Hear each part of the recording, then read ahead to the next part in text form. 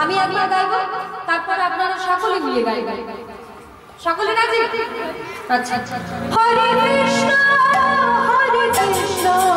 কৃষ্ণ কৃষ্ণ হরে হরে, হরে রাম রাম রাম হরে হরে। আপনারা সকলে গাইবেন।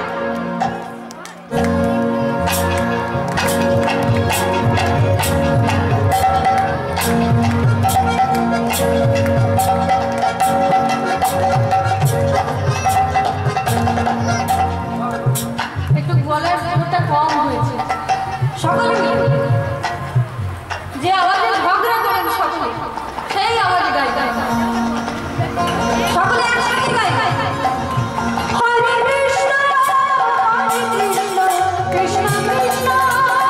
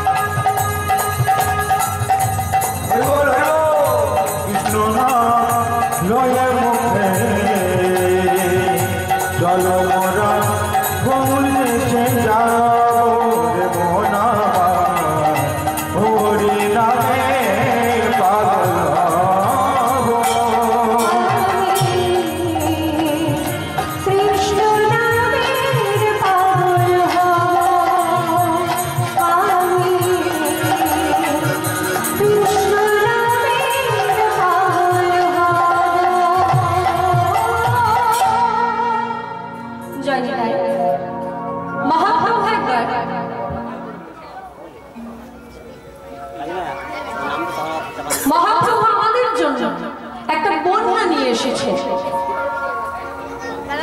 আজকাল কত জায়গায় বন্যায় দেখা যায়, কত মানুষ ভেসে যাচ্ছে বন্যায়, কিন্তু মহাপ্রভু যে বন্যা আমাদের জন্য এনেছেন সেই বন্যায় তিনি আমাদেরকে কৃতার্থ করেছেন। অমানুষ মানুষ হয়েছে মহাপ্রভুর প্রেম বন্যায় পড়তে। বন্যায় পড়লে কি হয়? লোকে কাদা ঘাটাঘাটি করে, কারণ গায়ে যদি কাদা নাও থাকে বন্যায় পড়লেই কাদা লেগে যাবে।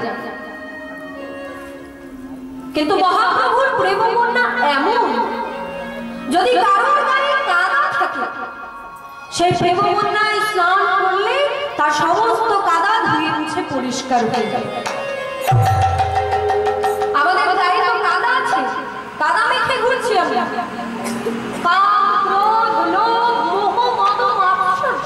কত রকমের কাদা মেখে আমরা ঘুরছি, কিন্তু মহাপ্রভুর প্রেম বন্যায় যদি কেউ একবার স্নান করতে পারে তার সমস্ত কাদা ধুয়ে মুছে পরিষ্কার হয়ে যাবে।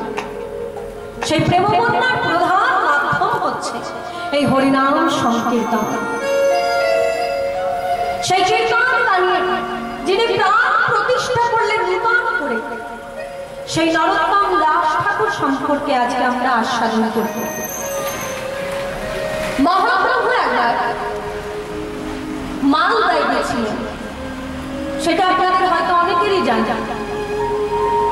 মহাপ্রভু একবার মালদায় গেছিলেন রূপ সনাতনকে কৃপা করার জন্য।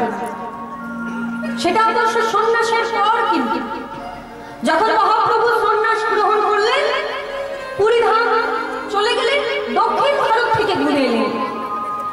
তারপরে মহাপ্রভু বাংলায় এসে চিন্তা করলেন বৃন্দাবনে যাবে। তা বৃন্দাবন যেতে গিয়ে তিনি মালদা হয়ে বৃন্দাবনে যাবেন এরকম ঠিক করলেন।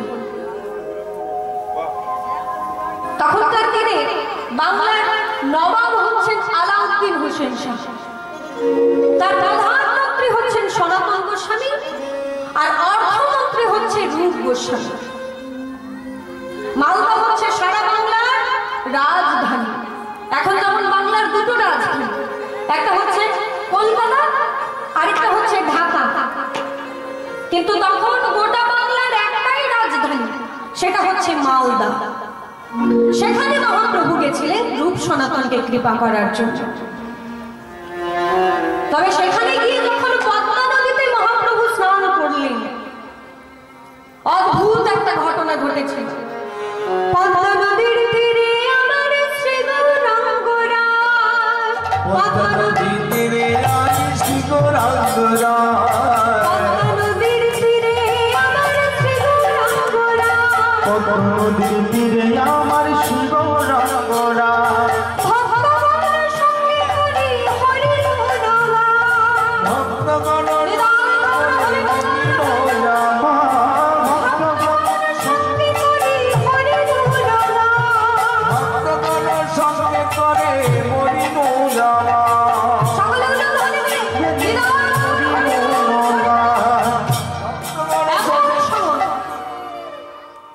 মহাপ্রভু একটা অদ্ভুত নাম ধরে ডাকতে লাগলেন, নরু নরু রে নরু। মহাপ্রভু কাকে ডাকছে? আমরা যারা ভক্ত রয়েছি, আমরা তো সবাই সবাইকে চিনি। আমাদের মধ্যে কারোর নাম তো নরু নয়। তাহলে মহাপ্রভু কাকে ডাকছেন? প্রভু প্রভু আপনি কাকে ডাকছেন? মহাপ্রভু বললেন, আমি যাকে ডাকছি তার এখনো জন্মগ্রহণই হয়নি। এই পদ্মা নদীর তীরে সে জন্মগ্রহণ করবে। তার ডাক নাম হবে নরু, আর ভালো নাম হবে নরোত্তম। সে কি প্রভু, যে ছেলেটা জন্মায়নি আপনি তার নাম ধরে ডাকছেন? তোমাদের স্নান হয়ে গেছে? হ্যাঁ প্রভু, আমাদের স্নান হয়ে গেছে। তাহলে তোমরা একটু নদীর উপরে গিয়ে দাঁড়াও, আমার পদ্মা নদীতে একটু ব্যক্তিগত কাজ আছে। হ্যাঁ শোনো শোনো, সবাই সরে গেল। এমন সময় মহাপ্রভু পদ্মা নদীর জলে নাভি জলে দাঁড়িয়ে প্রেমের ঠাকুর গৌর হরি আমার পদ্মা নদীর সঙ্গে কথোপকথন করছে।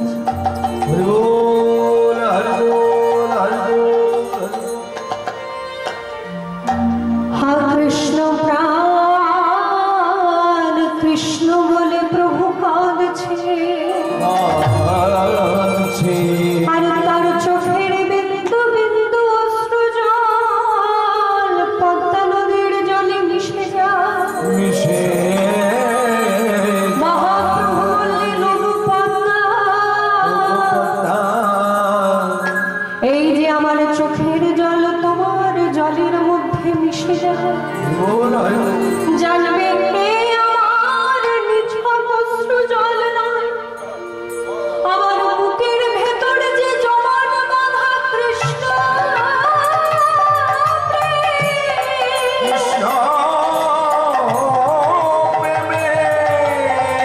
সেই কৃষ্ণ প্রেম বিগলিত হয়ে অশ্রুরূপে বাইরে আসছে। আর সেই বিন্দু বিন্দু অশ্রু জল আমি তোমার জলে মিশিয়ে দিলাম। যেদিন নরোত্তম প্রথম তোমার জলে স্নান করতে আসবে, সেই দিন আমার প্রেম তুমি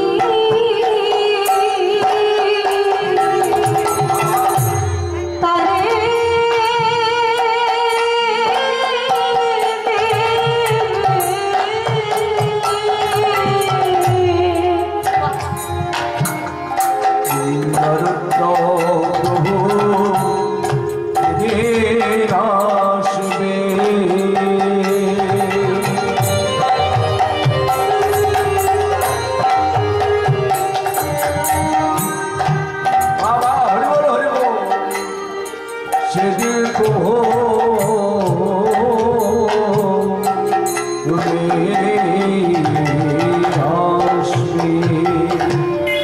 আমার প্রেম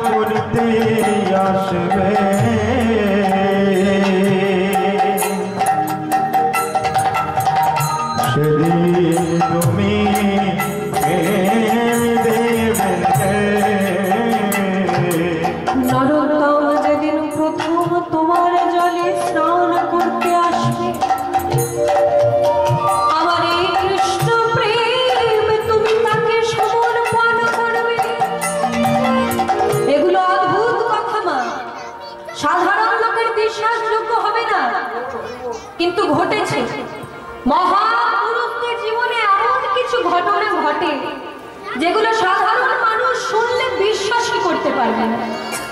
পদ্মা নদী বলছে, ও মহাপ্রভু, আমার জলে তো হাজার হাজার মানুষ স্নান করতে আসে, কে নরোত্তম আমি কেমন করে বুঝবো?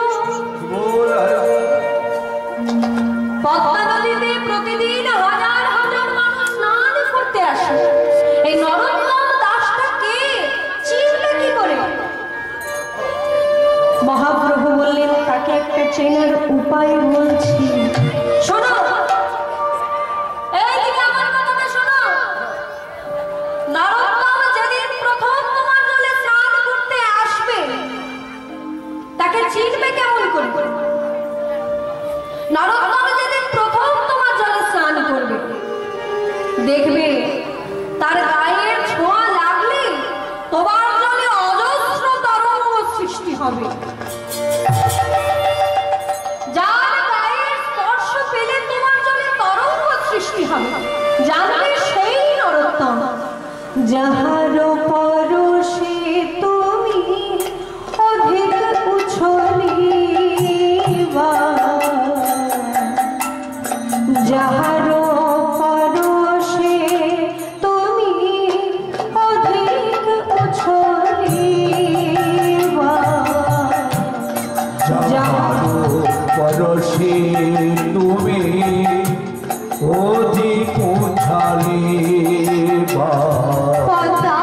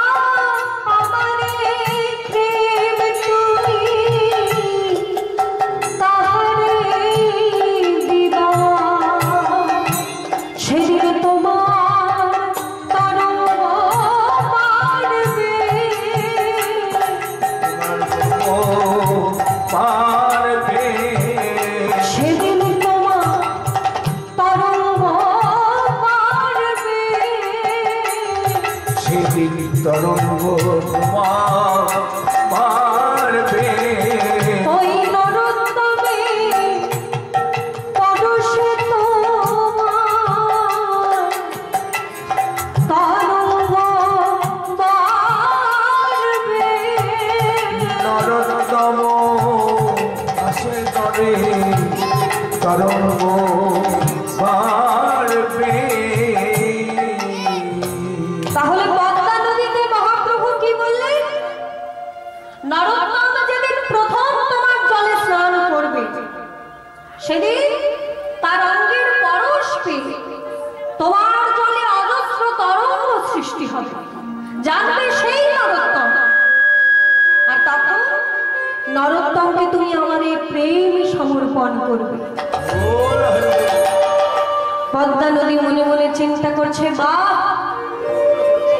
কবে নরোত্তম এসে আমার জলে স্নান করবে সে তো আমি জানি না, কিন্তু যতদিন না নরোত্তম আমার কাছে আসছে ততদিন আমি এই গৌরাঙ্গ প্রেম লাভ করে আমি হলাম গৌর প্রেম ধনে ধনী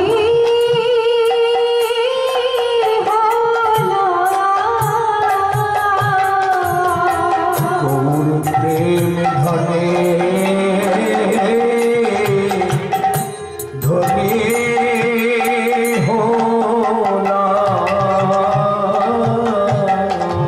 নরোত্তম যতদিন না আমার কাছে আসছে আমি এই গৌরাঙ্গ প্রেম লাভ করলাম। আর গৌরাঙ্গ প্রেম লাভ করে আমি হলাম গৌর প্রেম ধনী।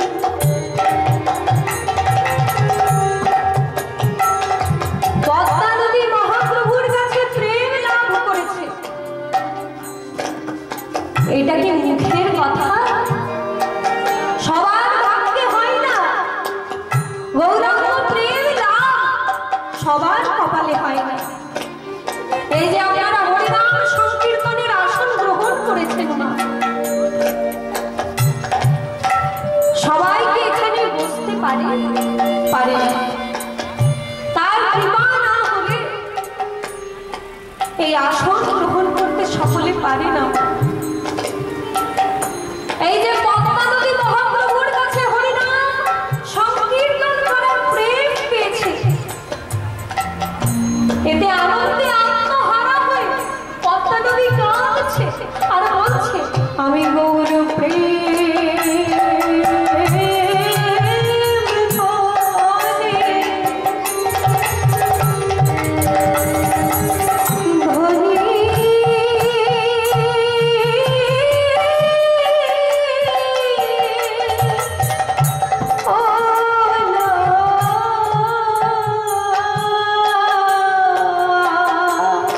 আমি গৌর প্রেম ধনে ধনী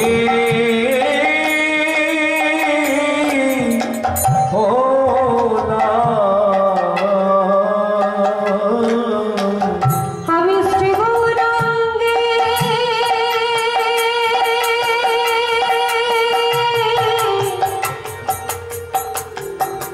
প্রেম পেলাম।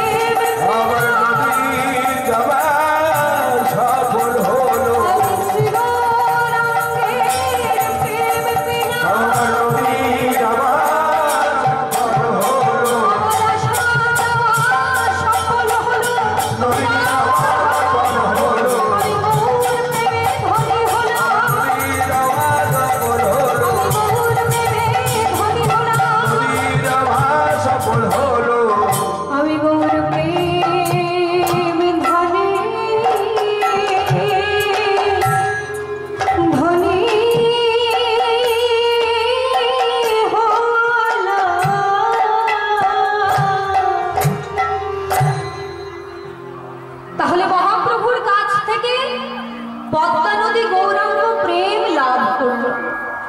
এরপর মহাপ্রভু রূপ সনাতনের সঙ্গে দেখা করলেন এবং সনাতন গোস্বামী মহাপ্রভুকে বললেন, প্রভু আপনি এই পথে বৃন্দাবনে যাবেন না, আপনি এখান থেকে ফিরে যান। পরবর্তীকালে যখন বৃন্দাবনে যাবেন আপনি ঝাড়খণ্ডের জঙ্গলের পথে বৃন্দাবনে যাবেন। তাই মহাপ্রভু ফিরে গিয়েছিলেন। মহাপ্রভু সবসময় তার ভক্তকে সম্মান করেছে, ভক্তের কথাকে সবসময় সম্মান করেছে। তাই মহাপ্রভু ফিরে গেলেন। পরবর্তীকালে যখন বৃন্দাবনে গেলেন সেই ঝাড়খণ্ডের জঙ্গলের পথে বৃন্দাবনে গিয়েছিলেন এবং এই যে পদ্মা নদীর জলে গৌরাঙ্গ মহাপ্রভুর প্রেম মিশে রইল। এই পদ্মা নদীর তীরেই যে রাজবাড়ি, সেখানকার রাজা হচ্ছেন কৃষ্ণধন দত্ত মহাশয়। রাজশাহী জেলার রাজা তিনি। রাজশাহী জেলাটা কোথায়? যারা পশ্চিমবঙ্গের এবং বাংলাদেশের ম্যাপটা ভালো করে জানেন তারা একটু মনে করুন, যেখানে পদ্মা নদী শেষ হচ্ছে সেই যে জলঙ্গি, সেই জলঙ্গি একটু পার করে রাজশাহী জেলা, আর সেইখানকার রাজা হচ্ছেন কৃষ্ণধন দত্ত মহাশয়। তার পুত্র রূপে জন্মগ্রহণ করলো নরোত্তম। রাজশাহী জেলায় আছে খেতুরি গ্রাম,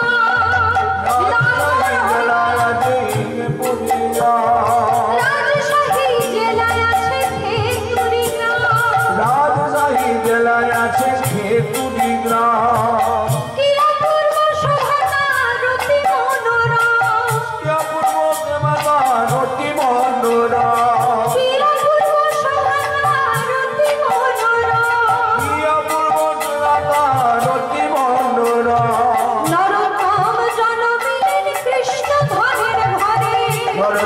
জন্মিলে কৃষ্ণ ধনের ঘরে,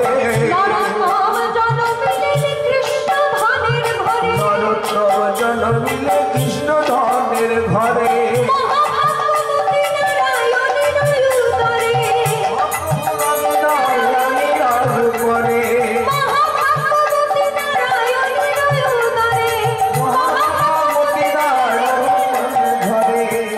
কৃষ্ণধন দত্ত মহাশয়ের স্ত্রীর নাম হচ্ছে নারায়ণী দেবী।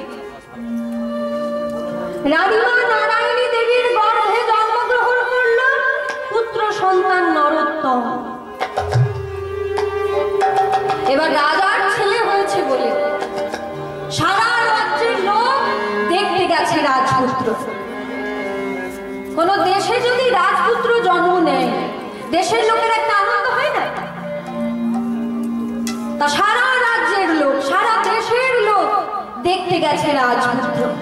তা আমাদের পাড়া থেকে গেছিলেন ইনি। এনাকে একটু জিজ্ঞাসা করে দেখি রাজপুত্র কেমন হয়েছে। এদিকে আসুন। রাজপুত্র দেখতে হাজার হাজার মানুষ গেছিল, তা আপনিও তো গেছিলেন। তা বলুন রাজপুত্র কেমন লাগলো আপনার? সেই মহাশয় বলছে, রাজপুত্র রাজপুত্র হবে নাদু সুন্দর, কিন্তু কালো। বলে ও কালো বলে পছন্দ হয়নি? এই দেখুন এই সমস্ত লোকগুলোকে বলে ভীষণ হিন্দু। রাজপুত্র কালো হয়েছে বলে ওনার মনটা খারাপ। ভীষণ হিন্দু কেমন হয় শুনেন? একজন আছে নেমন্তন্ন বাড়িতে শুধু খেয়ে বেড়ায়, আর খেতে গেলে কিছু না কিছু একটা নিন্দে করবে। কোনদিন বলবে শুক্তটা ভালো হয়নি, অন্যদিন বলবে মুগের ডালটা একদম খারাপ হয়েছে, অন্যদিন বলবে খাওয়া যায় নাকি। মানে নেমন্তন্ন বাড়িতে গেলেই কিছু না কিছু একটা নিন্দে করবে। এবার একটা নেমন্তন্ন বাড়িতে গেছে, সব আইটেম খুব ভালো হয়েছে, সব রান্না খুব ভালো, সমস্ত লোক প্রশংসা করতে করতে যাচ্ছে। তখন ওই লোকটাকে সকলে মিলে ধরেছে যে বলুন আজকে তো রান্না সবাই খুব নাম করেছে, সকলে প্রশংসা করতে করতে যাচ্ছে, কেমন লাগলো? তখন সেই লোকটা বলছে, সবাই যখন ভালো বলছে ভালোই হয়েছে, তবে এত ভালো ভালো না। দেখুন সেখানেও বলছে এত ভালো ভালো না। এই সমস্ত বিষণাত্মক লোকগুলোকে নিয়ে বড় মুশকিল। শুনুন মশাই, রাজার ছেলে কালো হয়েছে বলে কিছু মন খারাপ করবেন না।